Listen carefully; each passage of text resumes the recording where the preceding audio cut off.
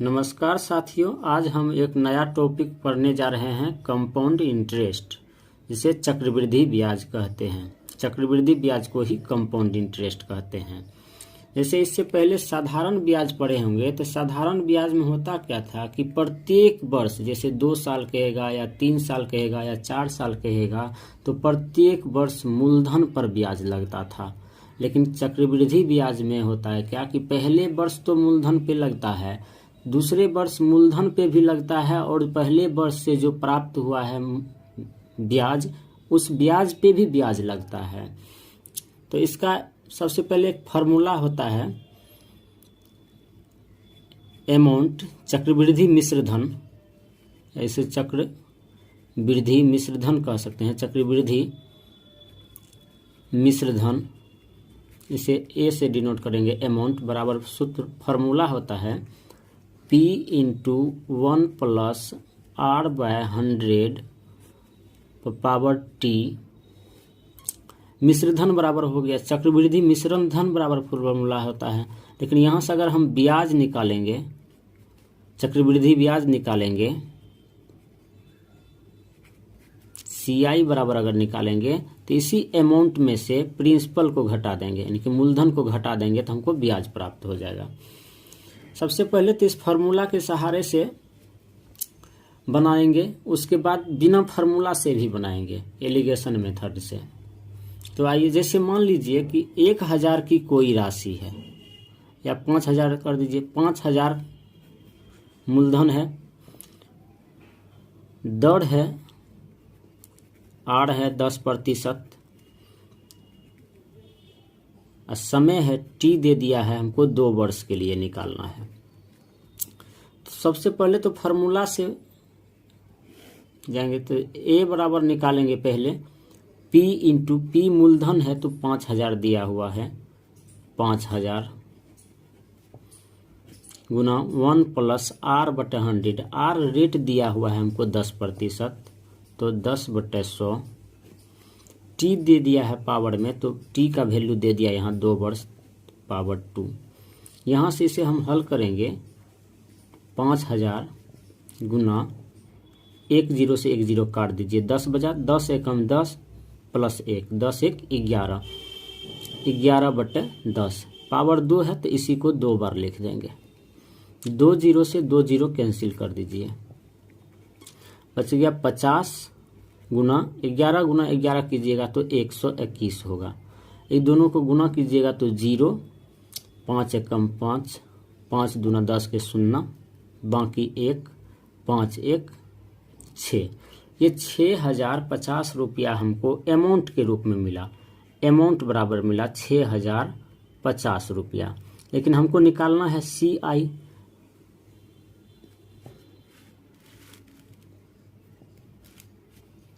CI निकालना है तो अमाउंट में से प्रिंसिपल यानी मूलधन को हम घटा देंगे, तो CI प्राप्त हो जाएगा।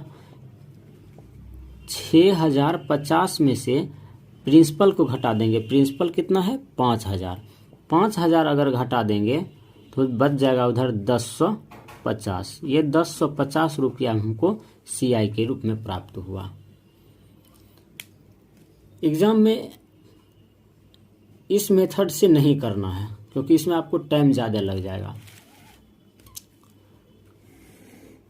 आइए दूसरा मेथड से बनाते हैं। देखिए, कह रहा है 10% है, रेट है 10%। सबसे पहले इसका 10% का फ्रैक्शन निकाल लीजिए, तो 1/10 हुआ। 2 वर्ष के लिए कह रहा है, तो एक पहला वर्ष लिख दीजिए और दूसरा वर्ष लिख दीजिए। मूलधन है 5000, तो 5000 का 10% निकालिएगा तो पहला वर्ष मूलधन का 10% हमको ब्याज मिलेगा। तो मूलधन है 5000, 5000 का अगर 10% निकालिएगा तो 5000 का 10% निकालिएगा तो ये फ्रैक्शन से गुना कीजिए, 1/10 से गुना कर दीजिए, तो 1 0 1 0 कट गया, 500 हुआ। अब दूसरा वर्ष में देखिए, दूसरा वर्ष में तो फिर मूलधन पे लगेगा 10%, तो 10% लगेगा तो 500। दूसरा वर्ष भी 500 हो गया, ये तो मूलधन पे लगा। लेकिन चक्रवृद्धि ब्याज में होता क्या कि पहले वर्ष जो ब्याज मिला है इस पर भी ब्याज देना पड़ेगा। तो फिर 500 रुपया पहले वर्ष का ब्याज मिला है तो इसका भी 10% दूसरे वर्ष लग जाएगा। तो इसका 10% निकालिएगा, 1/10 से गुना कीजिएगा, 0 0 कट जाएगा, बचेगा 50। अब इन सबको जोड़ दीजिए।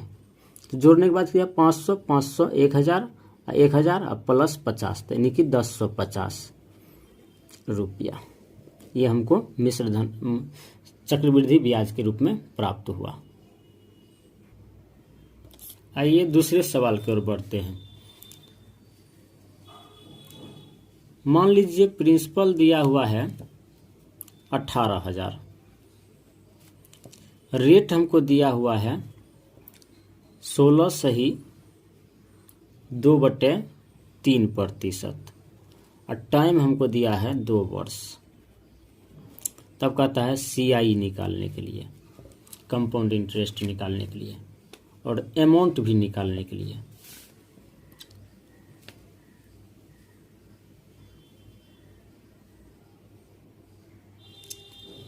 इसको तो पहले अगर फार्मूला से करेंगे तो अमाउंट बराबर निकाल दीजिएगा। अमाउंट निकालिएगा P × 1 + R/100 पावर T से।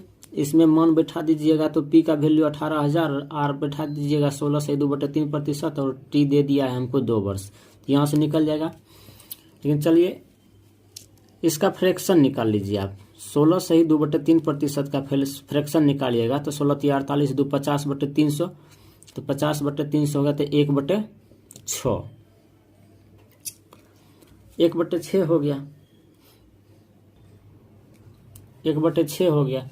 तो मान लीजिए कोई धन पहला वर्ष इसका प्रिंसिपल अगर 6 रहा होगा तो अमाउंट उसका हो गया, अगर 6 ऊपर वाला 6 अगर मूलधन 6 रुपया है तो 16 से 2/3% के दर से 1 वर्ष का ब्याज 1 रुपया होगा।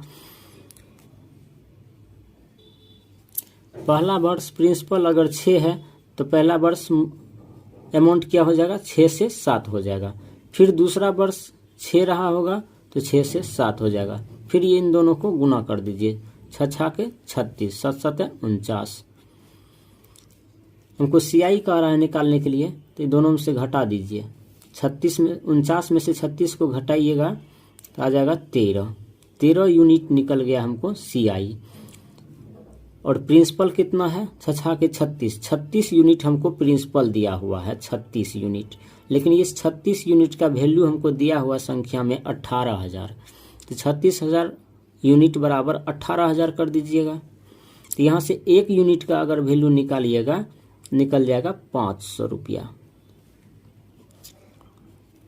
1 यूनिट का वैल्यू निकल गया 500। हमको CI के रूप में है 13 यूनिट, 13 यूनिट का वैल्यू निकालना है तो 13 गुना 500 कर देंगे, 13 5 6500।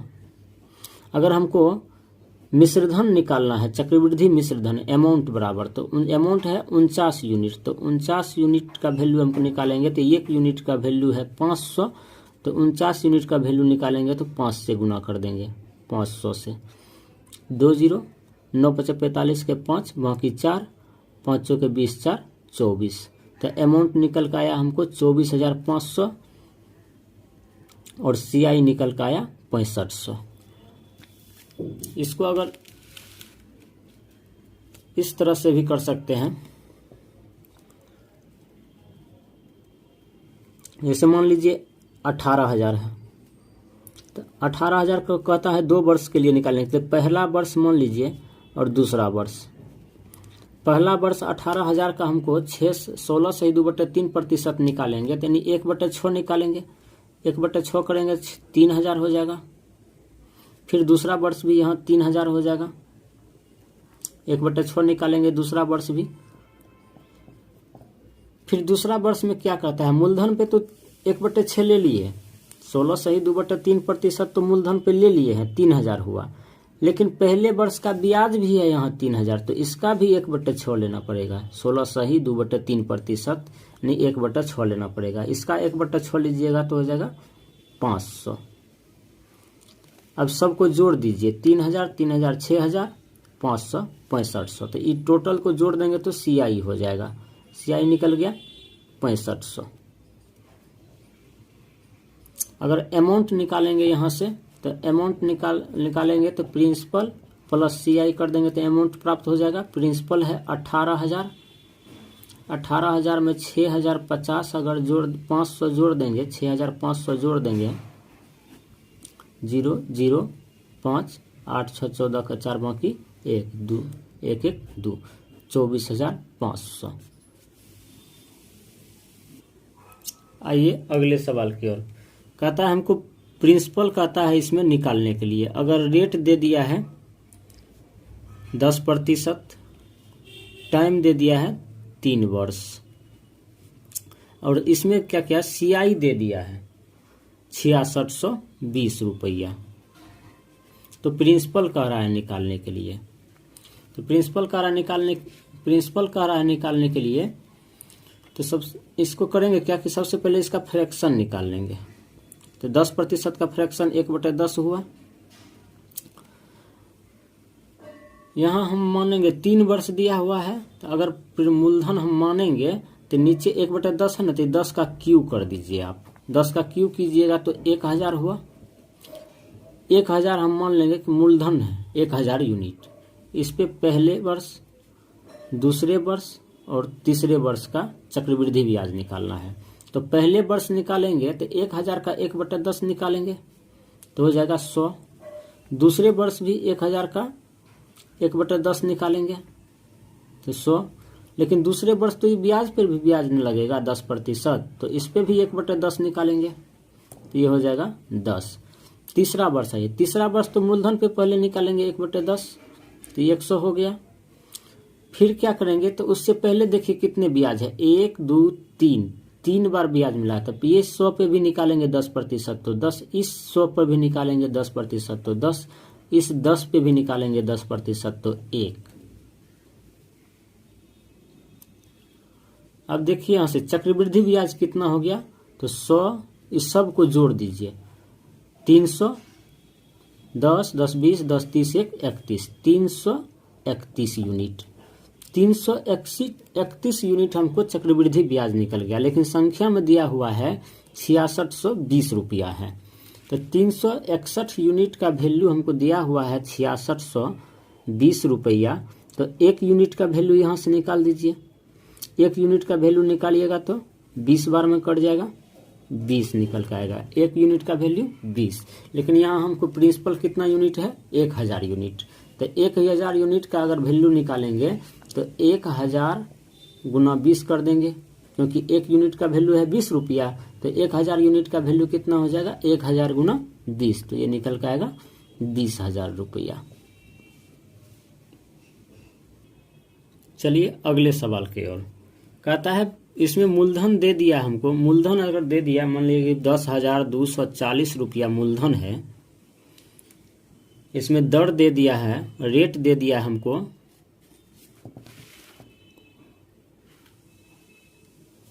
10,240 रुपया मूलधन है, और रेट दे दिया हमको 12.1/2%, और टाइम दे दिया है 2 वर्ष 6 माह।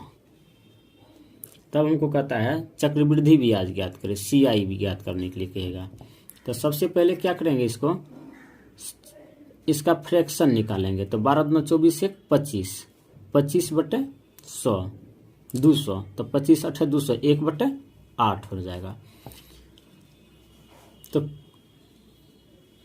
इसको डायरेक्ट कर दीजिए। 8 यूनिट, अगर प्रिंसिपल 8 यूनिट है तो एक वर्ष में ये 9 हो जाता है। दूसरे वर्ष में फिर 8 यूनिट प्रिंसिपल है तो अमाउंट 9 हो जाता है। फिर इन दोनों को गुना कर दीजिए, तो 8 8 64 और 9 9 81। यहां से हमको CI मांग रहा है, तो CI तो यहां से निकाल दीजिएगा। लेकिन यहाँ 2 वर्ष 6 माह कह रहा है, तो इस तरह से नहीं निकाल पाइएगा। ये एलिगेशन मेथड से 8 यूनिट, 8 1/8 है, 12 सही 1/2%। रेट का फ्रैक्शन वैल्यू 1/8 है। या तो आप प्रिंसिपल को डायरेक्ट उठा के यहाँ रख दीजिए, या 2 वर्ष 6 माह का रहा है तो हम डायरेक्ट 3 वर्ष का लेंगे। 3 वर्ष का ले करके उसमें से 6 वर्ष का निकाल लेंगे। तो 8 का क्यूब कर दीजिए, या तो प्रिंसिपल रख दीजिए डायरेक्ट, या तो प्रिंसिपल के रूप में 8 का क्यू रख दीजिए। 8 का क्यू अगर रखिएगा तो 8 गुना 8 गुना 8 रखिएगा। इसमें पहले वर्ष का, दूसरे वर्ष का और तीसरे वर्ष का हमको CI निकालना है। तो पहले वर्ष तो 1/8 होगा, 1 8 कट गया तो 8 8 64। दूसरे वर्ष भी 1/8 होगा प्रिंसिपल पे, तो ये भी हो गया 64। लेकिन दूसरे वर्ष में प्रिंसिपल पे तो 64 मिल गया, लेकिन उससे पहले इंटरेस्ट भी 64 मिला है, इस पर भी 1/8 होगा, तो ये हो गया 8।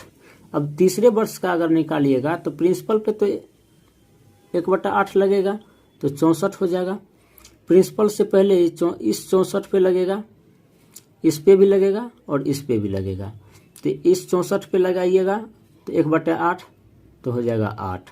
इस 64 पे लगाइएगा 1/8 तो हो गया 8। ये 8 पे भी लगेगा 1, 8 का 1/8 कीजिएगा तो 1 हो जाएगा। अब क्या कहता है, 2 वर्ष 6 माह का कह रहा है, तो 2 वर्ष का तो यहाँ से निकाल लीजिए। 64 को जोड़िएगा और 8 को जोड़िएगा। 64 जोड़ 64 प्लस 8, 8 4 12, 12 4 16 के 6, बाकी 1 1 2 6 2। अब तीसरा वर्ष में देखिए, इसको जोड़िएगा तो 64 और 8 को जोड़िएगा तो होगा 136। ये 2 वर्ष का निकल गया 136। लेकिन तीसरा वर्ष में देखिए 64 8 72 8 80 1 81। 81 हमको मिल गया कितना, 1 वर्ष का, 12 महीना का न मिला। तीसरा वर्ष में 12 महीना का मिला 81, लेकिन हमको चाहिए 6 माह का, तो 6 से गुना कर दीजिए 2 बार में। और 81 को अगर 2 से भागा कीजिएगा तो ये 40.5 आएगा। तो फिर यहाँ से 136 में 40.5 को जोड़ दीजिए, तो 0.5 6 7 4 3 7 1 176.5 यूनिट निकल गया। तो 176.5 यूनिट निकल गया हमको CI। यहाँ से CI निकला। लेकिन प्रिंसिपल कितना दिया हुआ है, 8 गुना 8 गुना 8, और इसका वैल्यू हमको दिया हुआ है 10,240 रुपया। तो 1 यूनिट का यहाँ से वैल्यू हम निकालेंगे तो 10,240 में 8 गुना 8 गुना 8 से भागा कर देंगे।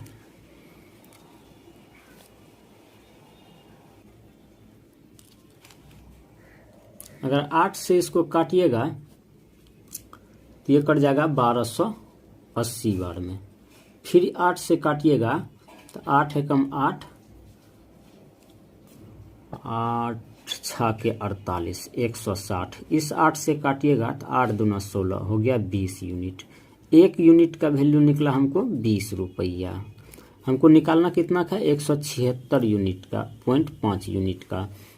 तो 176.5 गुना 20 कर दीजिएगा। ये पॉइंट उड़ा दीजिए, बट्टे 10, ये 0 से 0 कट गया। 2 से गुना कर दीजिए, 5 दूना 10 के 0, बाकी 1, 6 दूना 12, 1 13 के 3, बाकी 1, 7 दूना 14, 1 15 के 5, 2 1 3, 3530 रुपया हमको CI के रूप में प्राप्त हुआ। आइए अगले सवाल की ओर। अगला सवाल में कहता है प्रिंसिपल निकालने के लिए कहता है, प्रिंसिपल निकालने के लिए कहता है P बराबर 8। रेट दे दिया हमको, रेट पहला वर्ष, दूसरा वर्ष, तीसरा वर्ष। पहला वर्ष रेट है 11 सही 1/9%। दूसरा वर्ष रेट है 14 सही 2/7%। और तीसरा वर्ष रेट है 10% और टाइम दे दिया है 3 वर्ष। तो हमको कहता है CI ज्ञात करने के लिए, कंपाउंड इंटरेस्ट ज्ञात करने के लिए,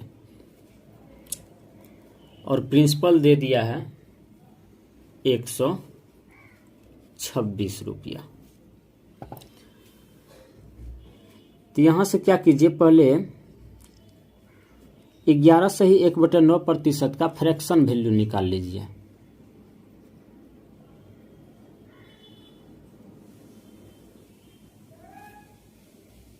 तो हो जाएगा 1/9।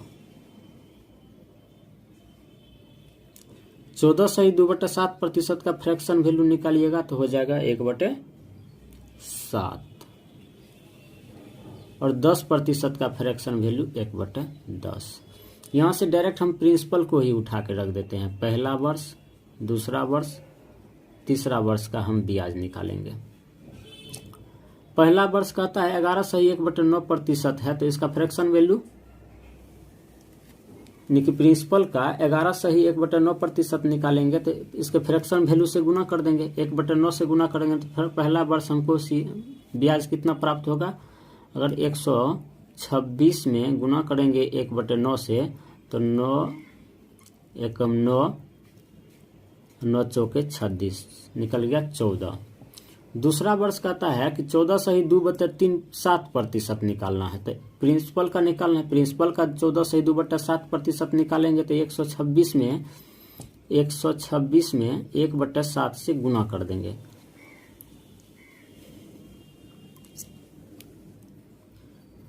तो गुना करेंगे तो हो जाएगा 1 7 8 56, 18 रुपया।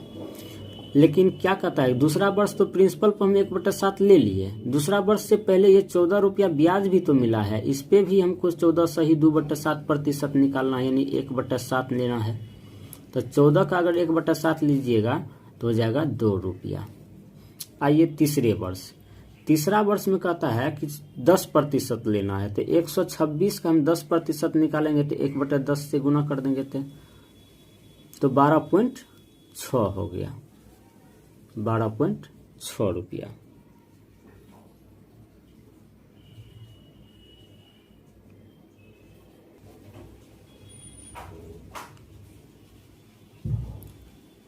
तीसरा वर्ष तो प्रिंसिपल पे ले लिए 1/6, 10% के दर से, तो 12.6 हुआ। लेकिन तीसरा वर्ष से पहले वर्ष के ब्याज पर भी लगेगा और दूसरे वर्ष के ब्याज पर भी लगेगा। तो पहले वर्ष के ब्याज 14 है तो इस पे भी 10% लगेगा, तो इसका 10% हो गया 1.4।